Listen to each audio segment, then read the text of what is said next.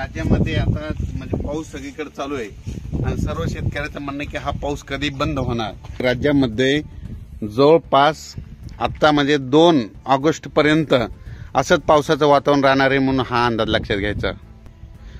तर मला राज्यातील सर्व शेतकऱ्याचे फोन येत आहेत, ह्या राज्यातला पाऊस कधी बंद होणार आहे।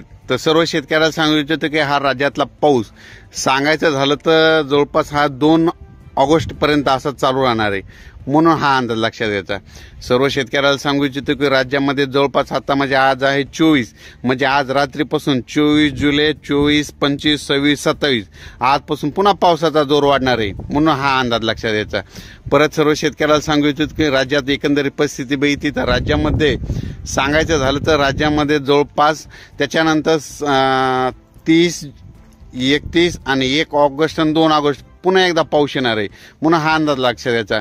पण सांगायचं झालं तर राज्यामध्ये दररोज म्हणजे 2 ऑगस्ट पर्यंत दररोज 2-2 दिवस प्रत्येक वेगवेगळ्या विभागामध्ये पाऊस राहणार आहे। म्हणजे सांगायचं झालं तर सुरुवातीला पूर्व विदर्भाकडे घेऊ तर पूर्व विदर्भामध्ये 6 जिल्हे, तर त्या 6 जिल्ह्यामध्ये देखील म्हणजे 2 ऑगस्ट पर्यंत दररोज भाग बदलत पाऊस पडणार आहे।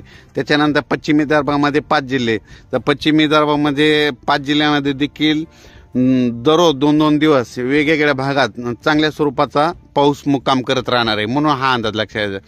त्याच्यानंतर परत सांगायचं झालं तर मराठवाड्यात देखील हा पाऊस असा चालू राहणार आहे। काही ठिकाणी जोरात, काही ठिकाणी रिमझिम, कुठं पाणी वाहणारा असा, काही ठिकाणी पेंडवलता असा पाऊस राहणार म्हणून हा अंदाज लक्षात। त्याच्यानंतर पश्चिम महाराष्ट्र आणि कोकण पट्टीकडे तर जोरदार पाऊस राहणार आहे म्हणून हा अंदाज लक्षात येतो।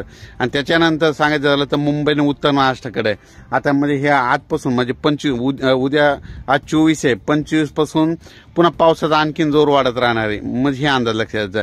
म्हणजे सांगायचं झालं तर कोकण पट्टी, पश्चिम महाराष्ट्र, सातारा, सांगली, सोलापूर, कोल्हापूर, नगर या भागामध्ये जवळपास 2 ऑगस्ट पर्यंत म्हणजे असंच पावसाचं वातावरण राहणार आहे। म्हणजे सरी चालू राहणार, काही ठिकाणी रिमझिम राहणार आणि कोकणात तर जास्त मुसळधार स्वरूपाचा पाऊस पडणार आहे म्हणून हा अंदाज लक्षात